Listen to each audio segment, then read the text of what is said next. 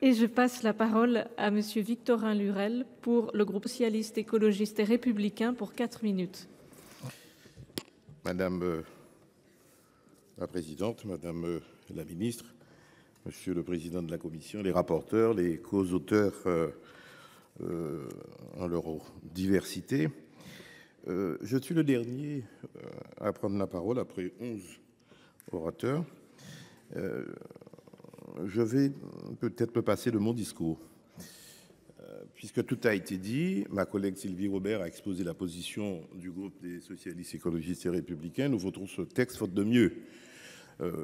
Et nous plaidons toujours pour une taxe progressive, universelle et équitable. Mais bon, faute de mieux et face à l'urgence, à les préparations et aux décisions hâtives prises par le précédent gouvernement, nous voterons ce texte-là. Donc je me contenterai de poser 3 questions à Madame la ministre, puisque dans son discours, elle a pris des engagements devant nous que vous allez un peu sanctuariser. Je ne dis pas pérenniser, et le collègue Hugonet n'a pas tort. Je dirais stabiliser, garantir la prévisibilité, l'indépendance de l'audiovisuel public et sanctuariser autant que cela est possible. Ça le serait, si j'ai bien compris l'économie du texte, on change la LOLF, on prend une fraction de TVA qu'on inscrit dans un compte de concours financier, ce qui éviterait la régulation infra-annuelle. Si c'est bien ça, on serait quelque peu rassuré. Mais ce n'est pas tout à fait la sérénité que je souhaiterais avoir pour que les engagements pris par la ministre soient tenus. La première question que je lui poserai, est-ce que dans l'enveloppe pilotable, on va la transformer et le fameux programme 383 que vous avez créé avec 69 millions, dont 45 pour France Télévisions, vous n'avez versé jusqu'ici au moment où je vous parle, le 23 octobre. On ne sait pas encore si le reste à verser sera versé avant décembre. Ça, c'est une première chose. France Télévisions n'a reçu que 12 millions. Je pense France Télévisions, mais je prendrai aussi les 5 autres entreprises du secteur de l'audiovisuel. Seront-ils versés? C'est la première chose. Deuxièmement, votre collègue ministre des Comptes vient de déclarer, a déclaré hier à l'Assemblée nationale qu'il y aura à peu près 12 milliards de crédits qui ne seront pas consommés et que l'État a décidé dans la loi de fin de gestion de faire 6 milliards d'annulations. Est-ce que vous nous garantissez que ce qui est inscrit aujourd'hui, 2024, sera préservé dans les arbitrages? Et je ne parle pas si votre budget est adopté par le 49.3, ce qui est fort probable. La deuxième question que je vous pose, pour éviter tout à fait la régulation infra-annuelle, est-ce que vous prenez l'engagement devant nous de transférer tous les crédits du programme de transformation aux dotations de base des 6 entreprises du secteur de l'audiovisuel? Troisième question, pourriez-vous nous assurer, puisque le montant de la TVA doit être voté, et j'ajoute de TVA ou d'imposition de toute nature seront votés, et que compte tenu de notre texte et du respect de la LOLF, ça doit être voté en première partie de la loi des finances. Est-ce que le texte qui ira à l'Assemblée nationale devrait théoriquement être voté dans les mêmes termes que le texte adopté ici au Sénat? Est-ce que vous prenez l'engagement de reprendre par amendement gouvernemental le texte qui sortira de l'Assemblée nationale pour garantir que ce sera voté en première lecture pour éviter le phénomène de l'entonnoir? Est-ce que vous pouvez nous garantir cela?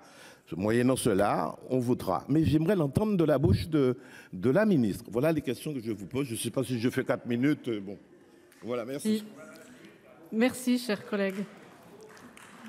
La discussion générale est close. Nous passons à la discussion du texte de la commission et à l'article 1er. La parole est à présent à Monsieur Lurel pour explication de vote. Merci, Monsieur le Président. Explication de vote et peut-être une question. Notre rapporteur soutient Arte France une certaine autonomie et que on peut donc voter ça avec quelque assurance. Mais il me semble, et vous me direz si je me trompe, mais c'est un traité franco-allemand qui a institué et créé Arte. Ça a été ratifié par les 2 parlements et que ça a une valeur supra, je ne sais pas quoi, constitutionnelle ou conventionnelle, qui doit être respectée. Et il y a dans ce traité la parité de financement. Comment peut-on être sûr, avec un prélèvement, même s'il est fixé en valeur, qui peut d'ailleurs être désindexé, pas renouvelé, etc. Bon, comment peut-on être sûr que la parité sera préservée en amont du vote parlementaire?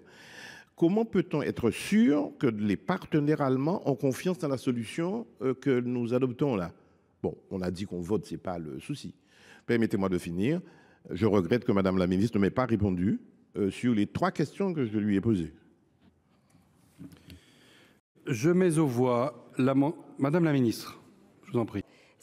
Je veux juste, monsieur le sénateur, vous répondre. Je pensais le faire à la fin. Donc, sur les crédits auxquels vous avez fait référence, qui n'ont pas été versés en 2024, c'est comme la réforme a été décalée, tout est décalé. Donc les crédits 2024 vont être versés en 2025 et ceux de 2025 en 2026. Donc ça, il n'y a pas de difficulté. Pour l'autre, la deuxième question, c'était effectivement, est-ce que j'étais favorable à ce qu'il soit intégré aux dotations de base? J'y suis favorable. Que la PPLO soit votée dans les mêmes termes, évidemment dans les mêmes termes. Et d'ailleurs, n'oubliez pas que nous avons mis la procédure d'urgence. Donc ça démontre aussi notre volonté qui rejoint la vôtre. Merci Madame la ministre. Nombre de votants 340. Nombre de suffrages exprimés 340. Nombre de votes pour 339. Vote contre 1. Le Sénat a adopté.